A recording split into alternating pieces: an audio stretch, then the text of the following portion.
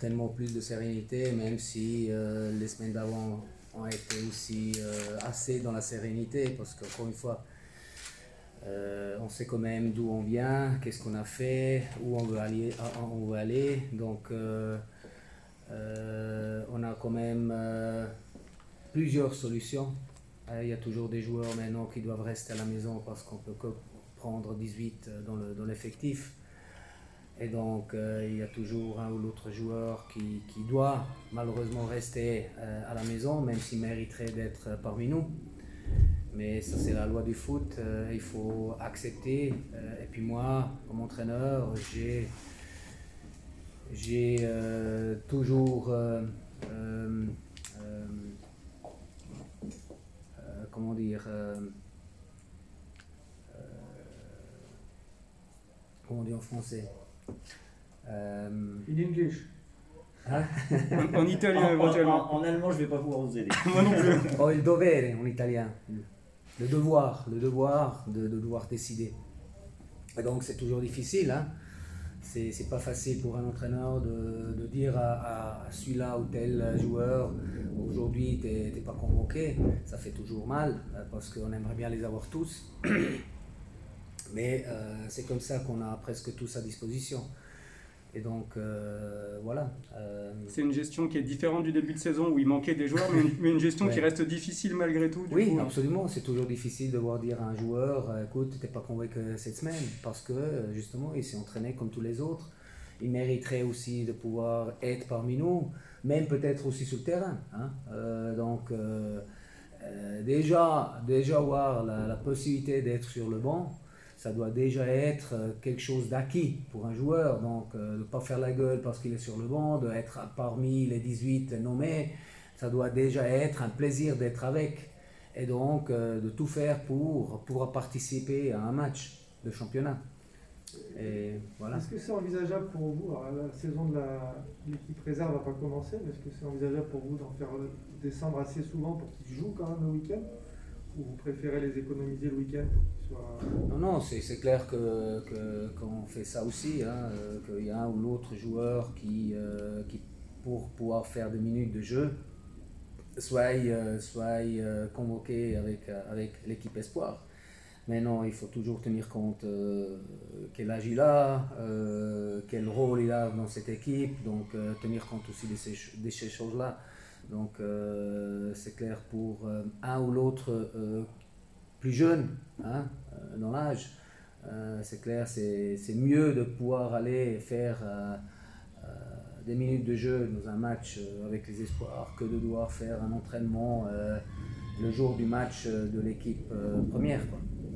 La victoire à Sochaux, la victoire à Sochaux contre Rouen, avant d'aller à Sochaux, la victoire contre Rouen a fait beaucoup de bien. Est-ce que vous, à Sochaux, vous en attendez encore plus de vos joueurs et sur quel secteur, en quoi est-ce que vous espérez qu'il y ait peut-être une autre marche va être franchie par le groupe? Disons par rapport au dernier match où on a vraiment enchaîné pas mal d'occasions ou des actions offensives, c'est clair que le souhait c'est de pouvoir être encore plus efficace parce que je pense que là, le 2-0 c'est un bon score. Mais je pense que ce match-là, on aurait pu le gagner aussi avec un score plus élevé. Parce qu'on s'est vraiment créé pas mal d'occasions. Et aussi sur éventuellement des choix, les dernières passes. Je pense que si on aurait, surtout la deuxième mi-temps, si on aurait choisi le juste, on aurait eu encore plus d'occasions. Donc c'est là que certainement on veut faire un effort. Mais je crois que dans l'ensemble, surtout l'aspect défensif, il est assez bien en place aujourd'hui. Mais c'est vrai qu'on peut s'améliorer et on veut s'améliorer encore. Mais encore une fois, ces derniers 3 matchs, on n'a subi qu'un but et on a peu laissé à l'adversaire. Donc là, il faudrait être rigoureux encore, surtout à l'extérieur contre Sochaux, où chaque erreur peut être punie. Donc on veut quand même continuer sur ce qu'on a fait du bien en défense. Défense, je parle de toute l'équipe, c'est pas seulement les défenseurs, mais aussi les milieux de terrain, les avant-postes qui ont travaillé beaucoup défensivement, qui ont aidé à faire si que la défense ne soit pas en sur-régime. C'est important aussi que les défenseurs attaquent. On voit des latéraux qui sont très importants. Hakim Abdallah qui obtient un penalty il y a 2 matchs. Loris Neri qui fait une passe décisive. C'est aussi ce que tu attends notamment de tes latéraux, d'apporter un plus offensivement. Oui, disons les latéraux sont importants. Déjà, ils doivent savoir que leur travail primaire, c'est quand même défensif. Mais s'ils ont la possibilité, et ça c'est un dû, il faut absolument qu'ils amènent de la vie offensive. Si un se lance offensivement, c'est clair que l'autre il recule pour assurer. Mais c'est jamais les deux qui doivent monter en même temps parce que sinon on laisserait trop d'espace. Mais il y a toujours un qui doit s'investir offensivement, donc où se trouve le ballon. Et ça donne aussi la possibilité justement d'enchaîner un 2 contre 1 offensivement. Ce qui était très bien fait contre QRM, quoi. Et c'est vrai qu'il faut vouloir justement travailler en duet sur le côté, justement pour mettre en difficulté l'adversaire sur le côté. Mais ça commence à se mettre bien en place.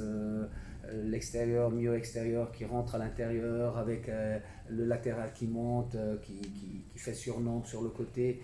Donc ça enchaîne quand même pas mal de possibilités, surtout justement pour pouvoir amener des centres aussi devant le but, avec justement le milieu externe qui peut après amener du danger devant le but. Plus de présence du coup devant le but, Oui. Plus de joueurs dans la surface. Oui, absolument.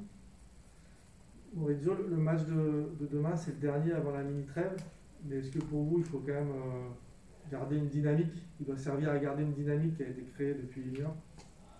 Oui, c'est ce qu'on veut, on va tout faire pour justement être dans la dynamique positive.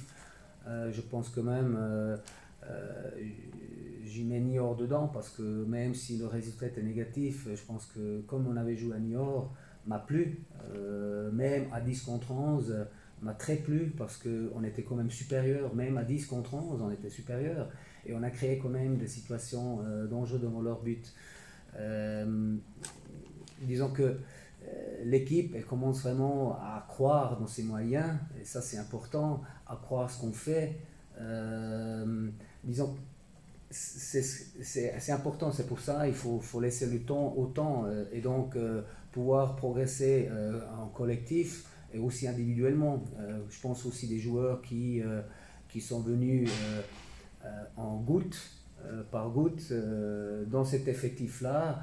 Ils commencent aussi physiquement à être mieux en jambes que tout au début. Un Coréen, je parle de Dairiondo, que c'était pas évident, hein. Les autres avaient quand même des entraînements dans les jambes qu'eux ils n'avaient pas, comme entraînement d'équipe.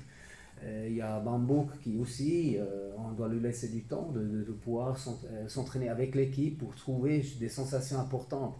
C'est pour ça aujourd'hui encore, il n'est pas dans le groupe. Donc on ne veut non plus brûler des étapes et faire les cons parce que c'est important de ne pas brûler les étapes et pas entrer dans une situation de blessure. Hein, et je pense que ça c'est important aussi. Au milieu de terrain, vous avez perdu Charles Piquel depuis le dernier match, mais vous avez quand même beaucoup de joueurs. Alors peut-être pas tous au point d'être prêts pour jouer, mais c'est vrai que ce milieu de terrain, vous avez beaucoup de solutions, beaucoup de profils peut-être un peu différents. Oui, c'est sûr qu'au milieu de terrain, on a plus de concurrence. Si je prends Pérez, Dairiondo, Bambouk, Belmont, il y a qui encore? Il y a les deux Suisses. Il y a les deux Suisses, Bouniaco, Marchand. Après il y a Flo Michel qui n'est pas encore là, mais il est là aussi. Après il y a le jeune Souleymane Cissé. Donc il y a quand même pas mal de concurrence. Et donc c'est vrai qu'on a perdu quand même un joueur que pour GF38 était très important, hein, que ce soit sur l'aspect physique. C'était un leader dans l'agressivité, c'est quelqu'un qui ne se laissait pas faire, qui amenait quand même de l'agressivité dans ce qu'il faisait et aussi dans l'équipe. Et puis avec le jeu aérien, il était très important pour cette équipe, sur les corners défensifs, corners offensifs. Donc on perd quand même un joueur très important pour ce club.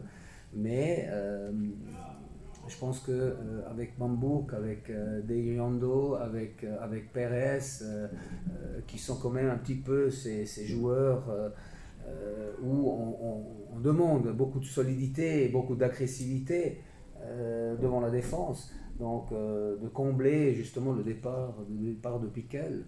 Et je trouve que c'est bien que Piquel ait pu faire ce dernier match pour dire adieu au public, au club, et je pense qu'il est sorti de la grande porte. La grande porte.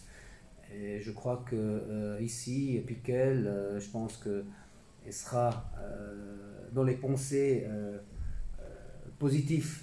Et je pense qu'un jour, si Piquel a l'intention de revenir à Grenoble, je pense que 28, 29, 30 ans, je pense que on le prendra en considération encore parce qu'on sait qu'est-ce qu'il a fait ici.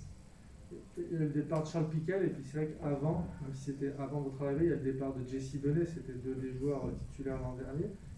Est-ce que pour vous, au milieu de terrain, les choses sont un peu claires, vous arrivez à voir qui va gagner sa place, ou c'est, on va dire que le chantier est un peu plus ouvert et tout le monde doit saisir maintenant à sa chance? Oui, ici, maintenant, c'est clair que j'ai encore certaines idées, je les ai, mais encore une fois, c'est aux joueurs de me prouver qu'ils méritent la place au milieu de terrain.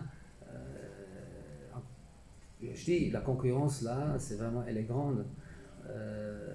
Il y a les affirmés qui ont un petit peu un âge plus que 25 ans, donc il y a plus d'expérience. Et après, il y a aussi les jeunes qui ont quand même des qualités et qui veulent s'exprimer aussi. Donc,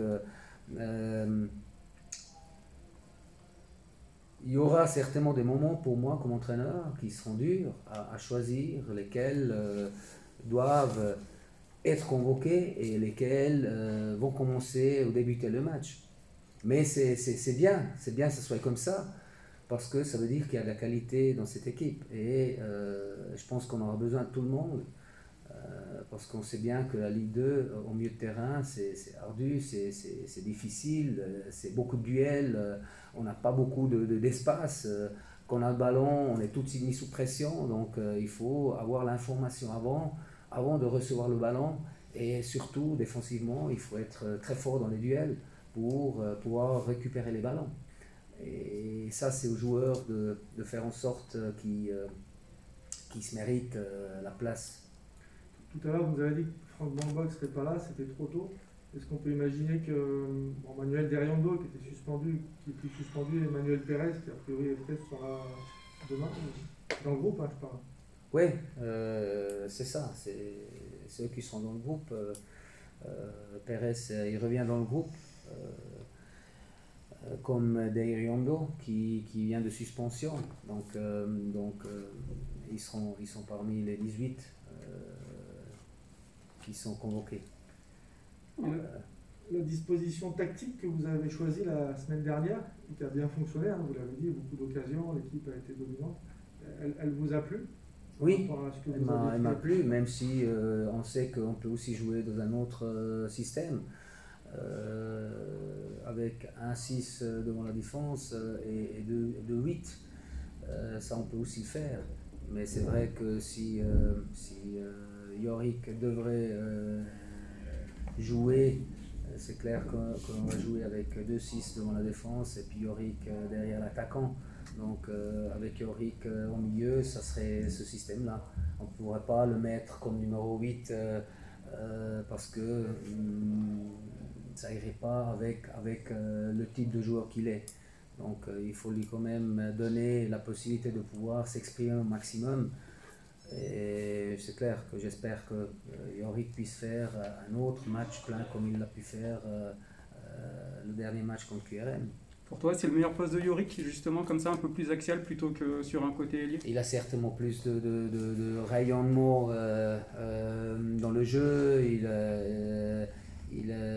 a plus de possibilités de choisir les moments où il veut aller vers le ballon ou fuir le ballon pour recevoir la balle. Et puis c'est clair que quand lui il a le ballon, au centre, il a deux possibilités, jouer à gauche ou à droite. Si c'est sur un côté, il n'a qu'une solution à pouvoir flouer, c'est à l'intérieur du terrain.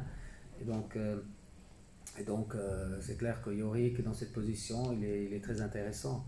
Mais c'est clair qu'il y aura aussi des matchs où il commencera sur le côté. Ça, c'est quand même un poste qu'il a joué pendant X années, donc il connaît en mémoire. Et puis, on sait qu'est-ce qu'il a pu faire quand il est arrivé ici, avec Gaspard sur le côté qui faisait tout le flanc droit, ou avec lui qui rentrait toujours à l'entrejeu et animait le jeu comme ça. On va certainement avoir qu'à faire contre une équipe comme Sochaux qui quand même offensivement, ils ont quand même des joueurs d'une certaine valeur, pas trop grands, comme Mauricio, comme Texera sur l'autre côté, qui aiment rentrer dans l'entrejeu, laisser les couloirs un petit peu pour leurs latéraux, et surtout le latéral gauche, ils montent souvent faire surnombre sur le côté, donc il faudra être vigilant. Ils ont Kaloulou devant qui aime bien attaquer la profondeur, il est petit mais très rapide. Donc il veut se faire par justement 2 championnats derniers à Bâle où il a peu joué. Donc il revient à Sochaux, donc il a bien commencé, bien débuté le championnat. Il a quand même marqué un ou l'autre but, même dans les matchs amicaux. Après ils ont Weisbeck qui aime bien s'infiltrer entre les lignes. Qui sait bien jouer balle au pied et puis qui aime bien rentrer dans le box pour aller marquer. Donc c'est quand même des joueurs offensifs d'une certaine valeur, qu'il faut vraiment être vigilant, faire attention. Et après ils ont quand même une défense centrale assez costaud avec Pogba et puis Aname. Oui, c'est une équipe quand même assez rodée, soudée, mais je pense quand même que on pourra dire la nôtre, même à Sochaux, hein, ça je suis convaincu. Mais il faudrait justement être solide, comme on l'était ces derniers matchs, et travailler en équipe, mais pas se laisser faire. Aller là-bas pour faire notre match, avec nos qualités, nos moyens à disposition, être confiant surtout, de pouvoir faire un résultat positif là-bas. Parce que je pense que avant tout, c'est jouer sur nos qualités. Après, c'est vrai que si les données un petit peu différentes, que Sochaux nous met un petit peu sous pression, nous met sous pression, même là, on aura des possibilités de pouvoir dire la nôtre, parce que je pense que sur les ruptures, sur les transitions offensives, on peut être aussi dangereux. Hein. On a quand même des joueurs d'une certaine vitesse sur les côtés, avec NN, avec Correa, avec Diallo, avec Achille qui est pas si lent que ça. On a encore Boissy qui peut entrer en cours de match. Donc on a quand même nos armes pour mettre en difficulté Sochaux, même si on sait que ça sera un match difficile. Leur seule défaite de la saison, elle a été à domicile. Alors, même s'ils ont réussi à... Même si c'était pas à domicile, quoi. Ils n'ont pas joué chez eux. C'est comme nous, on était à domicile, mais c'était comme pas à domicile. Contre le Havre, ouais, c'est ça. Je veux dire, c'est ce qui a peut-être un coup à jouer à Bonal, même s'ils ont très bien réussi leur début de saison et que vous avez détruit leur qualité et qu'ils en font une équipe redoutable. Mais encore une fois, il faut prendre, nous on doit prendre actuellement match par match, grandir ensemble, mais on va à Sochaux avec vraiment l'intention de faire un très bon match, parce que ces dernières semaines qu'on a pu faire ensemble étaient très positifs à l'entraînement, mais aussi les matchs faits. Pour moi, dont le contenu était très positif. Les résultats à Niort, comme je dis, les résultats à Niort, l'équipe ne mérite absolument pas. Et ça, on l'a prouvé contre QRM, que moi je trouve qu'URM, une belle équipe quand même. Hein. Si elle n'a pas pu faire ce qu'elle sait faire, c'est parce qu'elle avait en face GF38 qui leur a vraiment coupé les ailes. Peut-être pour finir, une dernière question sur le mercato. On sait que vous attendez des joueurs. Cette semaine, il n'y a pas eu d'arrivée officiellement. Et la fin du mercato approche. Est-ce que ça vous inquiète ou vous êtes toujours dans la logique que ça arrive peut-être à la fin du mercato? Mais mon souhait, c'est vraiment qu'on arrive à faire au moins 2 joueurs. Comme je l'ai dit, il faut absolument essayer de faire un latéral gauche. Mais moi, je suis convaincu que Max, il est vraiment à plein régime pour faire justement ce latéral gauche. Parce qu'on a besoin, sur le côté gauche, de concurrence aussi. La concurrence fait grandir, fait pousser toujours les joueurs à faire toujours plus, s'améliorer, voilà, de progresser. Et puis je pense que Hakim, il a fait un très très bon match contre QRM, mais je pense quand même encore là, il a encore une marge de progression encore. Et ça peut seulement se faire s'il y a la concurrence. Après un attaquant, un joueur offensif, absolument, il faut encore le faire. Il faut à tout prix pouvoir le faire. Et ça, Max, il le sait aussi. Et il est là aussi, ça fait des semaines, il est derrière un joueur qu'on aimerait bien avoir parmi nous, parce qu'on est convaincu que lui, il va vraiment faire du bien. Si on arrive à faire cet attaquant-là, je pense que on a vraiment fait notre boulot à 100%. Et on a encore une semaine, comme vous le dites, on a encore une semaine à pouvoir trouver la solution. Et j'espère que on l'aura trouvé jusque-là. Pour l'attaquant, vous cherchez un attaquant plus vraiment axial ou qui est un peu polyvalent, qui peut jouer de partout? Qui peut faire vraiment, qui peut jouer sur le côté et qui peut nous dépanner quand même devant. Parce que, encore une fois, avoir actuellement seulement Achille et Boissy, il faut lui laisser du temps. Mais actuellement, c'est que Achille qui est là, qui fait presque tous les matchs. Et ça, c'est pas évident. Même pour Achille, c'est bien qu'il y ait la concurrence. Parce que la concurrence fait vivre la progression.